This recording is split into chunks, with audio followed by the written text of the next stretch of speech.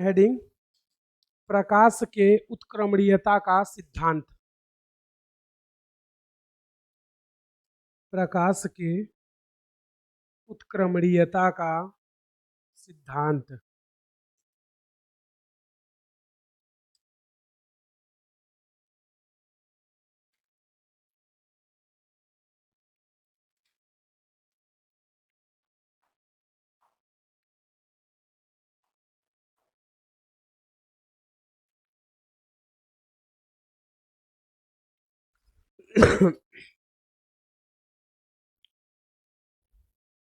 तो हम लोग अब पढ़ रहे हैं क्या? प्रकाश की उत्क्रमणीयता का सिद्धांत।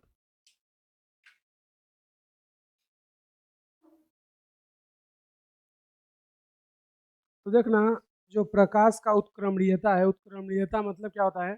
जिस पथ से आ रही है उसी पथ पर वापस लौट जाए, उसको क्या बोलते हैं? उत्क्रमणीयता। इंग्लिश में बोलते हैं रिवर्सिबिलिटी प्रिंसिपल या उत्क्रमणीयता का सिद्धांत।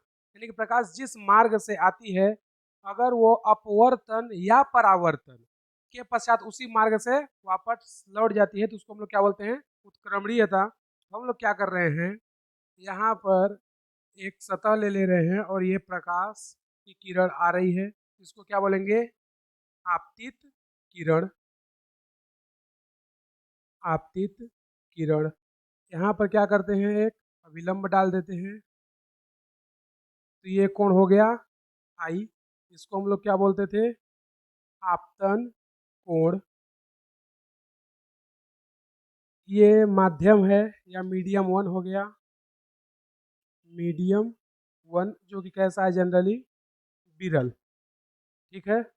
दूसरा जो नीचे वाला है, इसको हम लोग ले रहे हैं मीडियम टू, और ये कैसा है? सघन। तो हमें पता है कि जब प्रकाश विरल से कहाँ जाती है?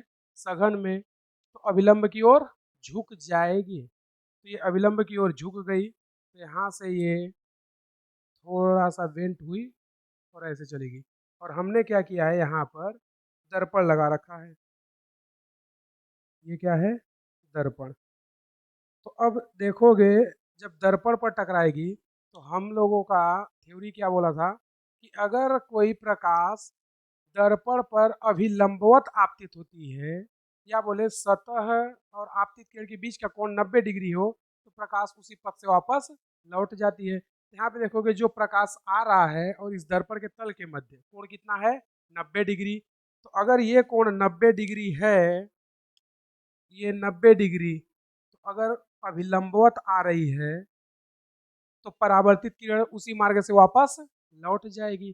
और यही तो हमें पढ़ना है कि उत्क्रमणीयता का सिद्धांत। तो ये आई और वापस उसी पथ से लौट गई। तो हम लोग देखना चाहते हैं कि अगर प्रकाश की किरण आ रही है, आ जाओ, प्रकाश की किरण आ रही है, तो वो जब दर्पण से टकराई तब 90 डिग्री पर, 90 डिग्री कोण किसके किसके बीच है? दर्पण और आपतित किरण के बीच का, सॉरी अपवर्तित किरण।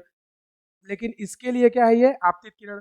और ये नीचे वाली क्या हो गई? परावर्तित किरण, क्योंकि अब ये दर्पण से टकरा के जा रही है। तो आपतित और परावर्तित के बीच का कोण अगर 0 हो तो प्रकाश उसी मार्ग पर वापस लौट जाता है। ये हमने पढ़ा था। तो अब हम लोग क्या करते हैं कि यहाँ पे जो हमारा मीडियम है, हमें पता है, यहाँ से बोल सकते हैं क्या? स्नेल के नियम से। अच्छा, इसको एंगल आर ले रहे हैं, स्नेल के नियम से। स्नेल का नियम क्या बोलता है? स्नेल का नियम बोलता है, अब देखो, हम लोग माध्यम एक से आ रहे हैं, माध्यम दो में। हमने क्या बताया था? जिस माध्यम से आ रहे हैं उसका अपवर्तनांक और उसका कोण। तो उसका अपवर्तनांक क्या है? मीडियम वन है, तो इसको हम लोग ले रहे हैं म्यू वन साइन आई, क्योंकि कहाँ से आ रहे हैं? विरल माध्यम से का कोण है आई, बराबर जिसमें जा रहे हैं, जा कहाँ रहे हैं? सघन माध्यम में, तो इसको क्या बोल दे रहे हैं? Mu to sine r. या इसको हम लोग ऐसे भी तो लिख सकते थे, वन म्यू टू बराबर साइन आई बटे साइन आर, ऐसा लिख सकते हैं। बोलो। तो इसको मान लेते हैं इक्वेशन फर्स्ट या समीकरण नंबर 1। अब उसके बाद क्या करते हैं अब हमारे प्रकाश की जो किरण है दर्पण से परावर्तित होकर के उसी मार्ग से वापस लौट जाती है। तो अब हम लोग, अगर हमारा ये आपतित किरण हो जाए तो ये हो जाएगी अपवर्तित किरण। तो अब इसके लिए अगर हम लोग स्नेल का नियम लिखें तो क्या बोल सकते हैं कि जहां से प्रकाश जा रही है वहां का माध्यम, तो इसको क्या लिखेंगे, देखो 2μ1, यानी जहां से जा रही है और जहां पहुंच रही है तो 2μ1, दो से जा रही है प्रकाश की किरण परावर्तित होके और पहुंच कहाँ रही है, माध्यम 1 में। यहाँ का कोण कितना है, आर, तो लिख देंगे साइन आर बटे साइन आई, ऐसा लिख सकते हैं। बोलो, अगर इन दोनों का क्या कर दें, आपस में मल्टीप्लाई, यानी कि इसको समीकरण 1 और इसको समीकरण 2 ले लें, तो हम लोग बोल सकते हैं समीकरण 1 व 2 से, या गुणा करने पर भी बोल सकते हैं। तो इन दोनों का मल्टीप्लाई करेंगे तो ये आपस में मल्टीप्लाई होगा, 1μ2 मल्टीप्लाई 2μ1 बराबर, इधर क्या आ जाएगा, साइन आई बटे sine r into sine r बटे साइन आई। तो देखोगे साइन आई से साइन आई और साइन आर से साइन आर कट जाएगा, बचेगा कितना, एक। तो यहाँ से हम लोग लिख सकते हैं 1μ2 बराबर 1/2μ1, ऐसा लिख सकते हैं। भाई इसको इधर कर दिए, तो 1μ2 बराबर 1/2μ1, इसका मतलब यही है उत्क्रमणीयता का मैथमेटिक्स या व्यंजन। इसका मतलब ये क्या बोलना चाहता है, जैसे देखो हमें लिखा है WGA, या कि फिर AWG लिख लेते हैं, AμG, यानी कि कांच का अपवर्तनांक वायु के सापेक्ष कितना होता है, 3/2, या बोले 1.5। तो इसको हम लोग ऐसे भी लिख सकते हैं, देखो GμA बराबर 1/3/2। भाई उत्क्रमणीयता क्या बोलता है, 1μ2 को 1 के बटे में करके 2μ1 भी लिख सकते हैं। जैसे अगर हमें दिया है कांच का अपवर्तनांक वायु के सापेक्ष, लेकिन हमें चाहिए क्या, कांच वायु का अपवर्तनांक कांच के सापेक्ष, मतलब हमें दिया ये है लेकिन चाहिए ये, तो हम लोग क्या करेंगे, उत्क्रमणीयता का सिद्धांत लगा देंगे, मतलब जो दिया है उसको 1 के बटे में कर दे। तो अब जो 3/2 था ये क्या हो जाएगा, 2/3।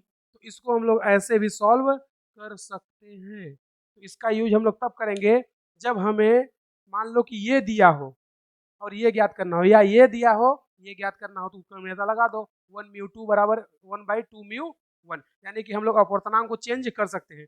अगर ये पहले माध्यम का दूसरे के सापेक्ष है तो दूसरे माध्यम का पहले के सापेक्ष हम लोग लिख सकते हैं। कुछ नहीं करना है, जो भी है उसका 1 के बटे में कर दो।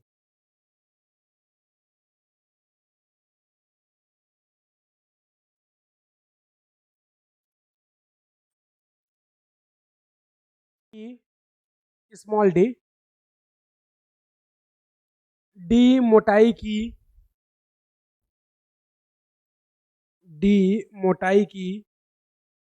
कांच की पट्टी का, डी मोटाई की कांच की पट्टी का,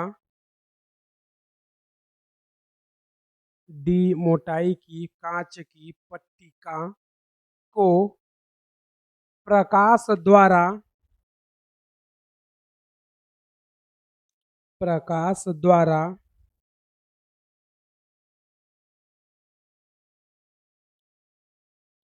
पार करने में लिया गया समय,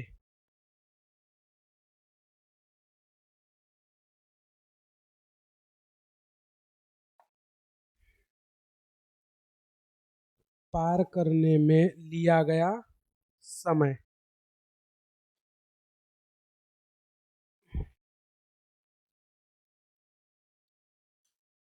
अब देखना ये क्या बोल रहा है कि एक हमारे पास कांच की पट्टिका है या ग्लास का स्लैब है, तो उस ग्लास के स्लैब में प्रकाश की किरण प्रवेश करती है, तो उसको पार करने में कितना टाइम लग जाएगा।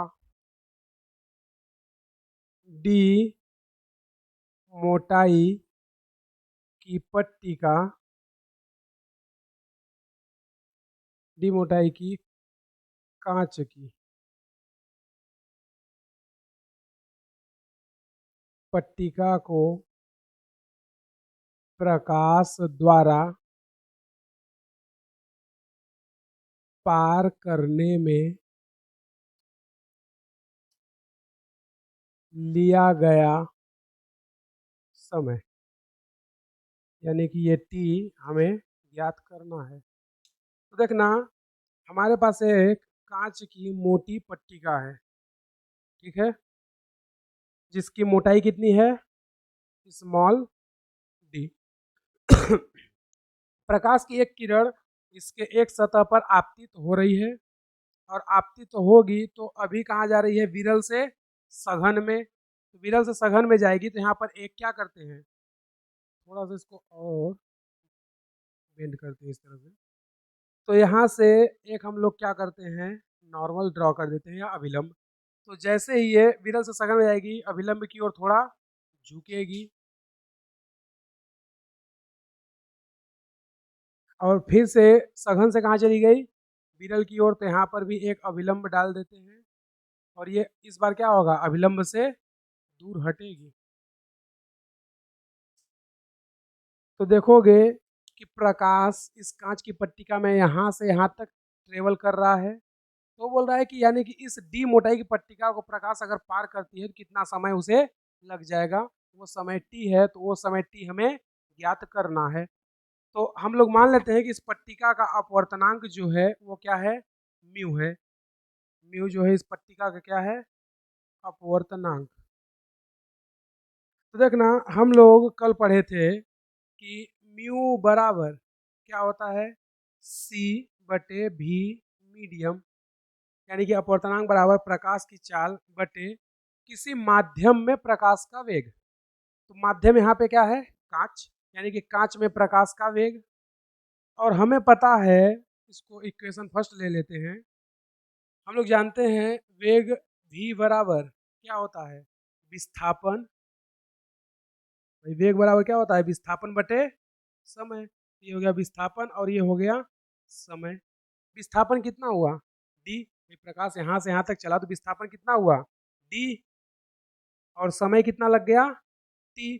तो यहाँ से देखोगे तो हमारे पास वी एम बराबर कितना आ गया, डी बटे टी। तो इसको समीकरण 1 में रख देते हैं, इक्वेशन फर्स्ट से। यहाँ पे वी एम है, वी एम की वैल्यू क्या है, डी बाई टी। तो म्यू बराबर क्या आ जाएगा, सी बटे ये कितना हो जाएगा, डी बाई टी। जब बटे का बटा हो तो नीचे वाली वैल्यू ऊपर चली जाती है, तो टी ऊपर चला जाएगा। तो म्यू बराबर क्या हो जाएगा, सी बटे सी इंटू टी बटे डी। इसका इससे मल्टीप्लाई कर दें तो हमारे पास क्या आ जाएगा, म्यू डी, सी को नीचे ले आए, बराबर टी। हमसे वो समय ही तो पूछा था, तो टी बराबर कितना आ गया, म्यू इंटू डी बटे सी, यानी इतना समय लग जाएगा। अब म्यू क्या है, उस माध्यम का अपवर्तनांक, यानी कांच की पट्टिका का अपवर्तनांक। डी क्या है, कांच की पट्टिका की मोटाई। और सी क्या है, प्रकाश की चाल। और प्रकाश की चाल कितनी होती है, 3 × 10⁸ मीटर पर सेकेंड। ये पहले भी बता चुके हैं, तो यहाँ पर बताने की जरूरत नहीं है। तुम्हें क्वेश्चन में दे भी सकता है प्रकाश का चाल, और नहीं भी, तुम्हें याद होना चाहिए कितना होता है, 3 × 10⁸ मीटर पर सेकेंड।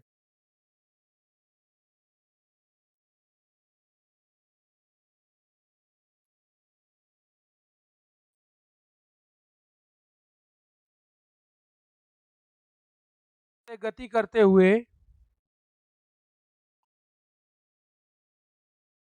वायु से गति करते हुए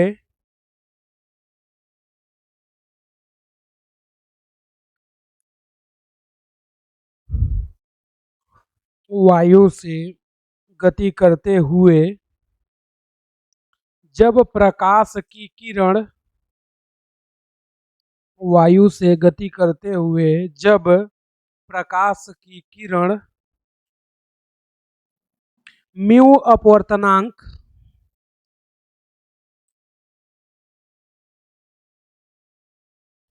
अपवर्तनांक वाले माध्यम में प्रवेश करती है, तो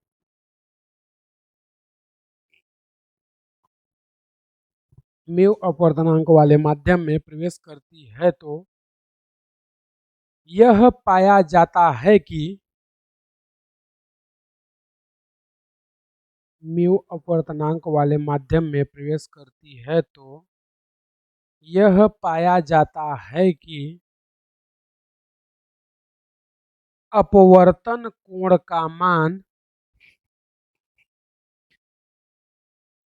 आपतन कोण का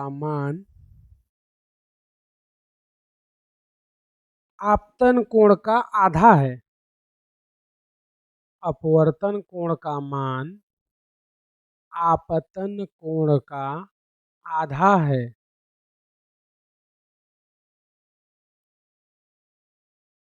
तो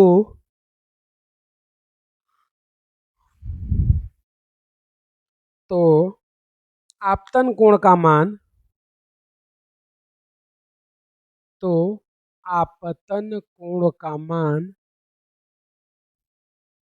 म्यू के पदों में ज्ञात कीजिए। तो आपतन कोण का मान म्यू के पदों में ज्ञात कीजिए। तो आपतन कोण का मान म्यू के पदों में ज्ञात कीजिए। करो सॉल्व।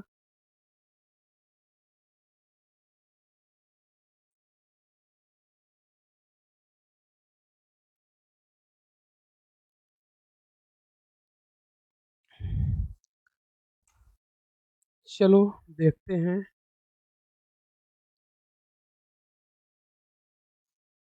वो क्या बोल रहा है कि एक प्रकाश की किरण है जो वायु से चल करके आ रही है। तो इधर का माध्यम हो गया वायु जो कि मीडियम 1 है, और ये दूसरे मीडियम म्यू में चला गया।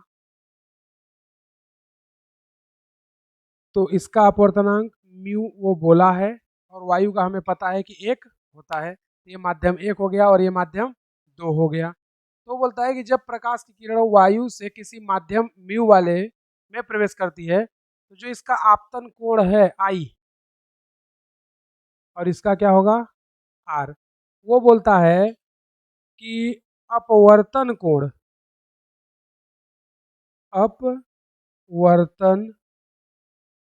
कोण का मान आपतन कोण का आधा है। तो आपतन कोण कितना है आई, तो अपवर्तन कोण आर का मान क्या है आपतन कोण का आधा, यानी आई बाई 2। ऐसा क्वेश्चन बोला है कि अपवर्तन कोण का मान आपतन कोण का आधा है, तो आपतन कोण आई है तो उसका आधा कितना होगा आई बाई 2। तो हम लोग क्या करते हैं, जहां से प्रकाश चल रही है उसका अपवर्तनांक और उसका कोण, तो प्रकाश कहाँ से चल रही है माध्यम 1 से, तो बोल देंगे म्यू 1 साइन आई बराबर जहां पहुंच गई, कहाँ पहुंची माध्यम 2 में, म्यू 2 साइन आर। तो म्यू 1 का तो मान हमें पता है क्योंकि वायु से आ रही है, वो पहले ही बोला है कि प्रकाश कहाँ से आ रही है वायु से आ रही है। तो वायु का अपवर्तनांक कितना हो जाएगा 1, तो म्यू 1 का मान पता चल गया। म्यू 2 का मान वो बोला है कि म्यू माध्यम है उसका, तो म्यू 2 का मान कितना हो जाएगा म्यू, तो यहाँ पर लिख देंगे 1 इंटू साइन आई बराबर म्यू साइन आर की वैल्यू कितनी है आई बाई 2। तो यहाँ से म्यू कितना हो जाएगा, म्यू बराबर साइन आई बटे साइन आई बाई 2, इतना लिख सकते हैं।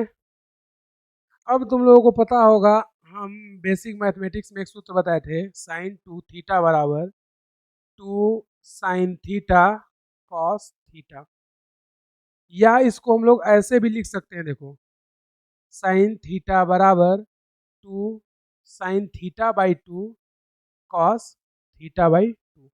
लेकिन हमें इस सूत्र की नहीं, इसकी जरूरत है, दोनों एक ही चीज है भाई। साइन 2 थीटा बराबर इतना है तो थीटा बराबर कितना आ जाएगा थीटा बाई 2। तो हम लोग इस फार्मूले को यहाँ पर यूज करते हैं। ये क्या हो गया साइन आई, तो ये क्या हो गया साइन थीटा, तो इसको यूज करेंगे तो यहाँ से क्या आ जाएगा म्यू बराबर sine 2 sine i by 2 cos i by 2 बटे sine i by two. I by two से आई बाई टू कैंसल, बचेगा क्या, म्यू बराबर two cos i by two. इधर कर देते हैं, म्यू बराबर two cos i by to.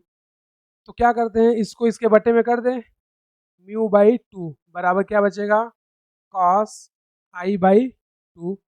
Cos को इस साइड ले जाएं तो क्या हो जाएगा, mu by to cos inverse बराबर आई बाई टू।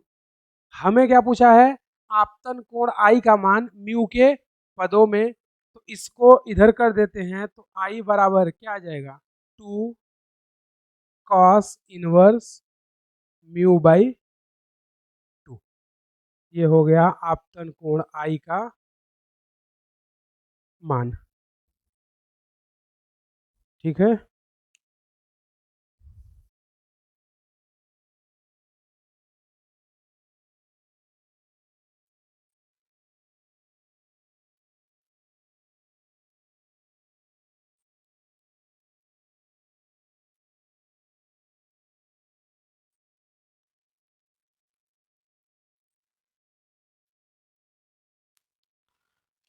इसी क्वेश्चन में अगला क्वेश्चन ऐड करना,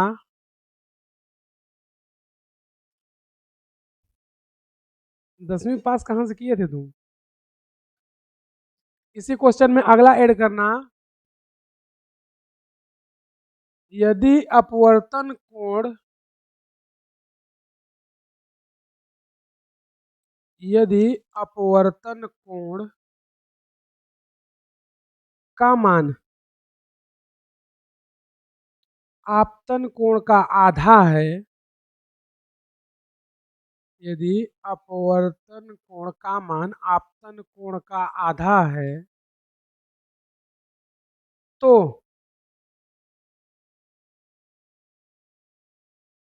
अपवर्तन कोण का मान म्यू के पदों में ज्ञात कीजिए।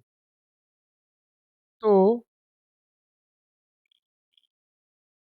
अपवर्तन कोण का मान म्यू के पदों में ज्ञात कीजिए।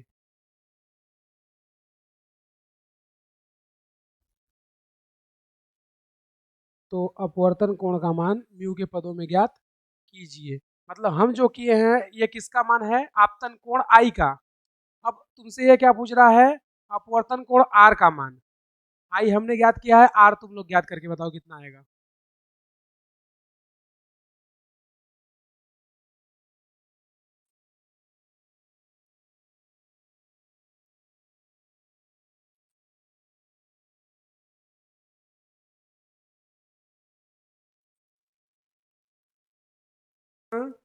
इसी क्वेश्चन का सेकेंड पार्ट बी तुमसे क्या बोला है कि आर बराबर आई बाई टू है। ठीक है, तो आई बराबर क्या हो जाएगा, टू आर, ऐसा लिख सकते हैं।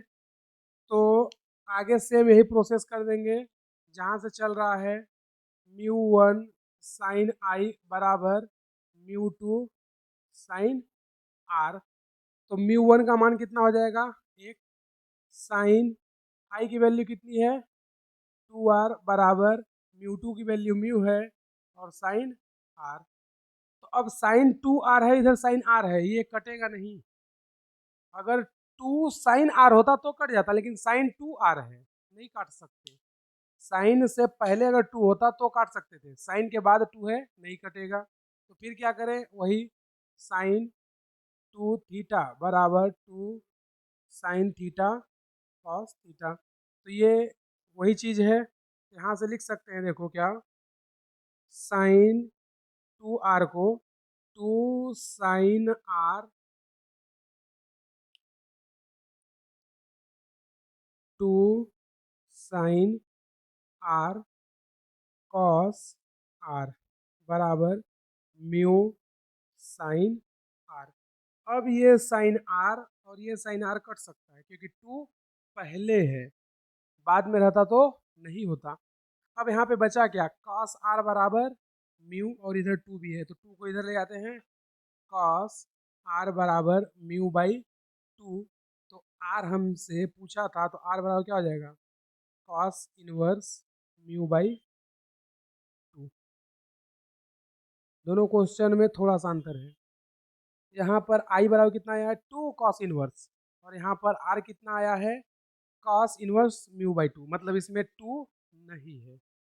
इसी क्वेश्चन को वो पता है कैसे पूछता, वो ऐसे बोलता है कि आपतन कोण का मान अपवर्तन कोण का 2 गुना है। ठीक है, हमने बस सीधे क्या बोल दिया कि यहाँ पर जो आपतन कोण आई ज्ञात किए हो उसके बदले पर क्या ज्ञात करो, अपवर्तन कोण आर।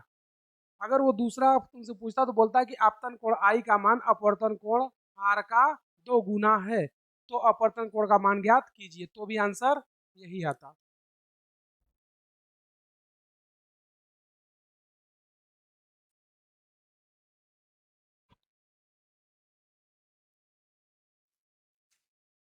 किसी माध्यम की आवृत्ति, किसी माध्यम की आवृत्ति 2 इंटू 10 की पावर 14, 2 इंटू 10 की पावर 14, 2 गुणे 10 की घाते 14 हर्ट्ज, हर्ट्ज व तरंग दैर्ध्य, व तरंग दैर्ध्य 5000 एंगस्ट्रॉन्ग है, वह तरंग दैर्ध्य 5000 एंगस्ट्रॉन्ग है, तो माध्यम का अपवर्तनांक ज्ञात कीजिए। तो माध्यम का अपवर्तनांक ज्ञात कीजिए।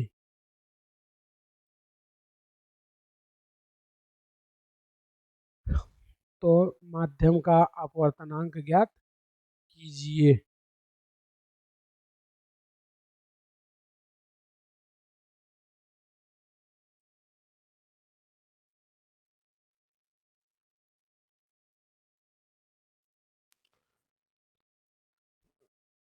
क्वेश्चन नंबर 2, तुम्हें दिया है आवृत्ति, आवृत्ति को न्यू या एन या एफ किसी से भी रिप्रेजेंट कर सकते हो।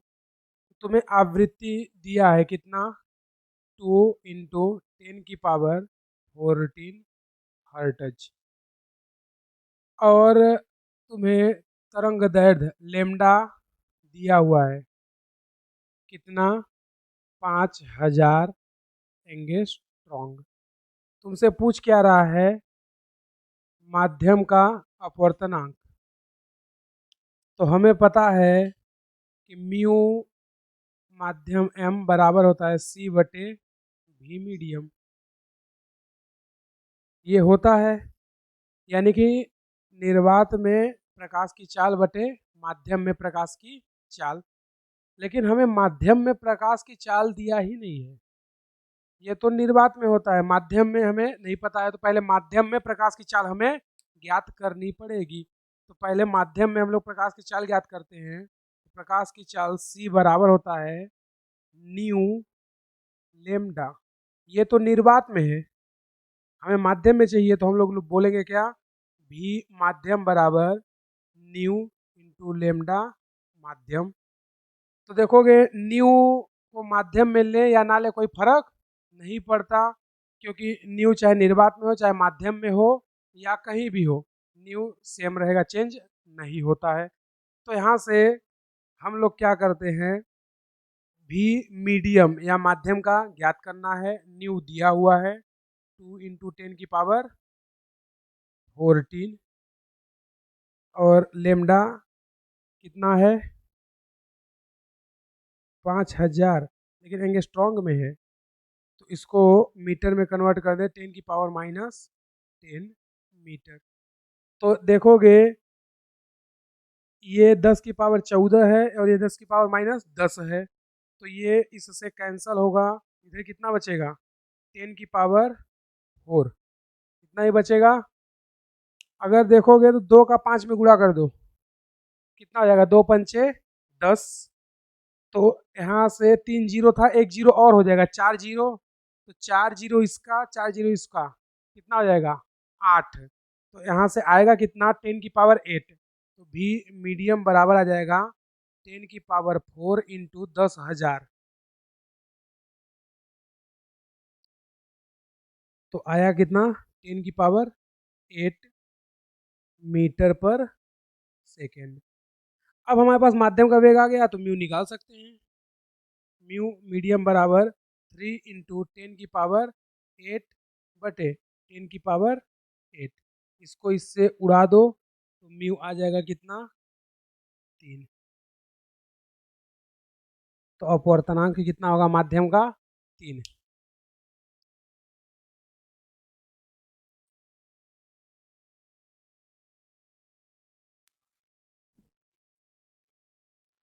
सी कहाँ है निर्वात में प्रकाश की चाल, भी कहाँ है माध्यम में प्रकाश की चाल। न्यू को चाहे निर्वात में लो चाहे माध्यम में लो कोई फर्क नहीं पड़ता, तो न्यू न्यू ही उतर जाएगा। लेमडा क्या है निर्वात में प्रकाश की तरंग दैर्घ्य, और यहाँ पे लेमडा क्या है माध्यम में प्रकाश की तरंग दैर्घ्य। मतलब ये पूरी राशि निर्वात में है और ये पूरी वैल्यू कहाँ है माध्यम में, क्योंकि हमें आवृत्ति कहाँ का दिया है माध्यम का, तरंग दैर्घ्य भी कहाँ दिया है माध्यम का, तो हमें जो प्रकाश की चाल भी मिलेगी वो कहाँ का मिलेगा माध्यम का।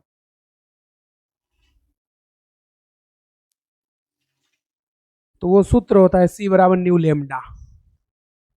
तो बस सी के जगह भी कर देंगे। भाई सी क्या है निर्वात में प्रकाश की चाल, भी क्या है माध्यम में प्रकाश की चाल।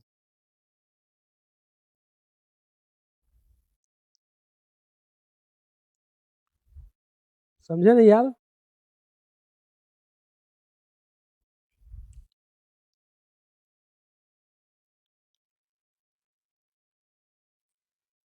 यदि निर्वात में प्रकाश की आवृत्ति, यदि निर्वात में प्रकाश की आवृत्ति, यदि निर्वात में प्रकाश की आवृत्ति 5×10⁻14 हर्ट्ज है, यदि निर्वात में प्रकाश की आवृत्ति 5×10⁻14 हर्ट्ज है, 5×10⁻14 हर्ट्ज है,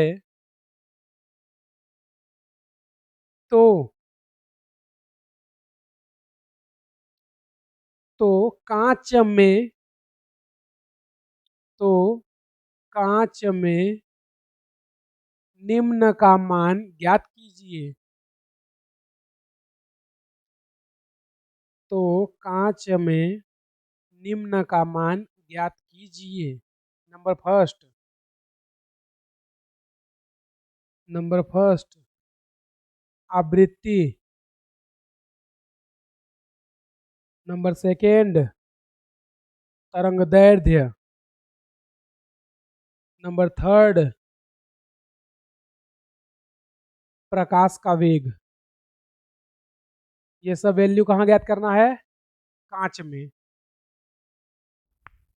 करो सॉल्व तीनों को।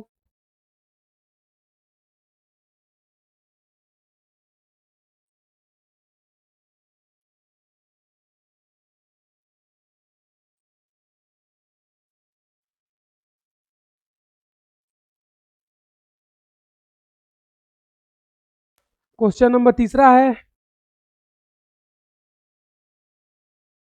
तुम्हें क्या क्या दिया है, जो भी वैल्यू दिया है तुम्हें वो सब कहाँ है निर्वात में। निर्वात में प्रकाश का सॉरी आवृत्ति तुम्हें दिया हुआ है कितना है 5×10⁻14 हर्ट्ज, ये दिया हुआ है। और क्या दिया हुआ तुम्हें निर्वात में प्रकाश की चाल सी हमें पता ही है कितना होता है 3×10⁸ मीटर पर सेकेंड। तो ये दोनों चीज निर्वात में हमें पता होना चाहिए। पूछा क्या है हमसे पहला क्वेश्चन, पहला पूछा है आवृत्ति कहाँ कांच में।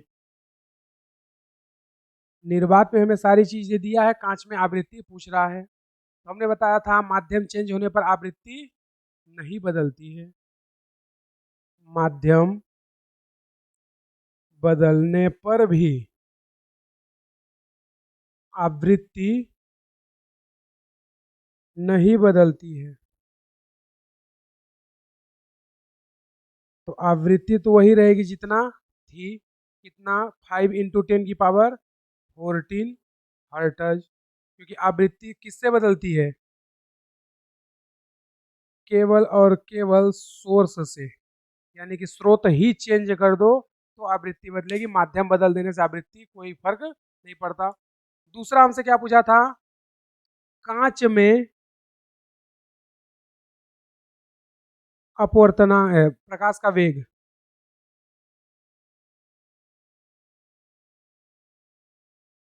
तो कांच में प्रकाश का वेग पूछा है, तो म्यू बराबर क्या होता है? C/V medium. कांच कांच का अपवर्तन कितना होता है? 3/2। इसका वेग कितना है? 3 × 10⁸ डिवाइड मीडियम। 3 से 3 कैंसल, इसको इधर इसको इधर, तो माध्यम में वेग या कांच में प्रकाश का वेग कितना हो गया? 2 × 10⁸ मीटर पर सेकेंड। तीसरा हमसे क्या पूछा था? तरंग दैर्ध्य। कहाँ? कांच में। कांच में तरंग लंबाई या तरंग दैर्ध्य, यानी लेमडा एम हमसे पूछा था। तो लेमडा एम वी एम बराबर क्या होगा? Nu into lambda M. भाई अगर माध्यम में ये प्रकाश का वेग हो गया तो ये क्या हो गया? आवृत्ति। तो ये क्या हो गया? माध्यम में तरंग दैर्ध्य। हमसे माध्यम में तरंग दैर्ध्य पूछ रहा है। माध्यम में हम लोग वेग निकाल चुके हैं, कितना? 2 × 10⁸। आवृत्ति पता है कितना? 5 × 10⁻14। लेमडा एम चाहिए। तो देखोगे ये 14 और ये 8 कटेगा, इधर कितना बचेगा? 10⁶, क्योंकि 10 इधर 8 है, इधर 14 है, तो बचेगा कितना? 6। इस पूरे वैल्यू को इधर ले जाते हैं तो इधर कितना बचेगा? देखो 2/5 × 10⁶। इसको इससे उड़ाओ, कितना आएगा? 0.4। 5 चौक 20। भाई भाग नहीं जाएगा ना, तो एक बार क्या करेंगे? दशमलव लगा देंगे। 10⁶ को ऊपर ले आओ तो कितना आ जाएगा? 0.4 × 10⁻⁻6 बराबर लेमडा एम, बराबर लेमडा एम। इसका पॉइंट हटाना चाहें तो हटा सकते हैं, यहाँ पे लगा देंगे -7 बराबर लेमडा एम। तो ये आ गया उसकी तरंग दैर्ध्य।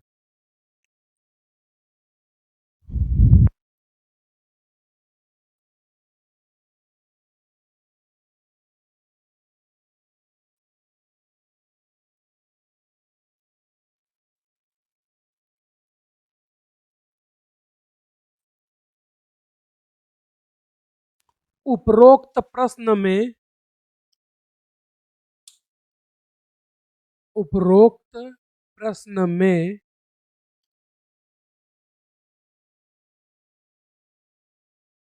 उपरोक्त प्रश्न में इस प्रकाश को उपरोक्त प्रश्न में इस प्रकाश को पानी में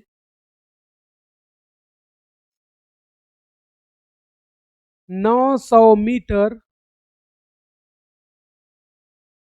इस प्रकाश को पानी में 900 मीटर की दूरी 900 मीटर की दूरी तय करने में कितना समय लगेगा? 900 मीटर की दूरी तय करने में कितना समय लगेगा? 900 मीटर की दूरी तय करने में कितना समय लगेगा?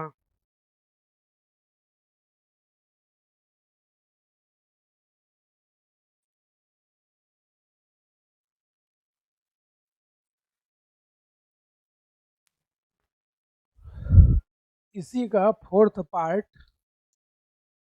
हम लोग देख रहे हैं। वो बोल रहा है कितना दूरी तय करना है? 900 मीटर।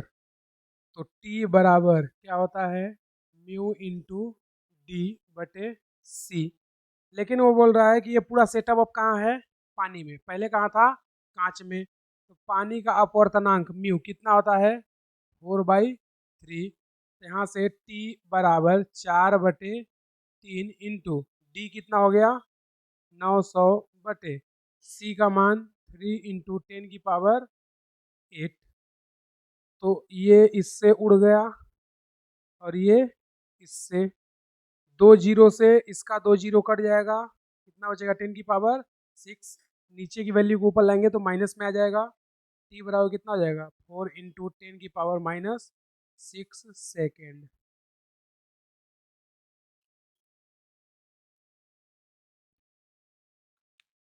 छाप दो।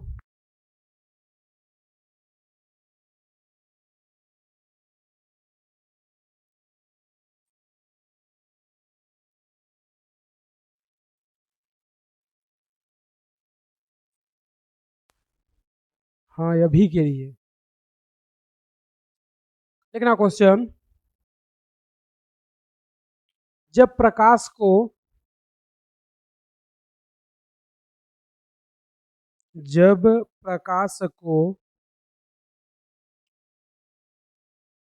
किसी अज्ञात द्रव से होकर, जब प्रकाश को किसी अज्ञात द्रव से होकर गुजारा जाता है तो, जब प्रकाश को किसी अज्ञात द्रव से होकर गुजारा जाता है तो पाया जाता है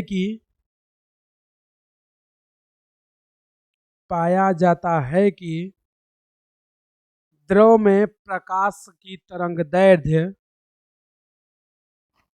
द्रव में प्रकाश की तरंगदैर्ध्य 450 गुणे, द्रव में प्रकाश की तरंगदैर्ध्य 450 गुणे 10⁻⁹ मीटर, 450 गुणे 10⁻⁹ मीटर है। तो माध्यम का निरपेक्ष अपवर्तनांक ज्ञात कीजिए। तो माध्यम का निरपेक्ष अपवर्तनांक ज्ञात कीजिए, वह माध्यम की प्रकृति भी बताइए, वह माध्यम की प्रकृति भी बताइए।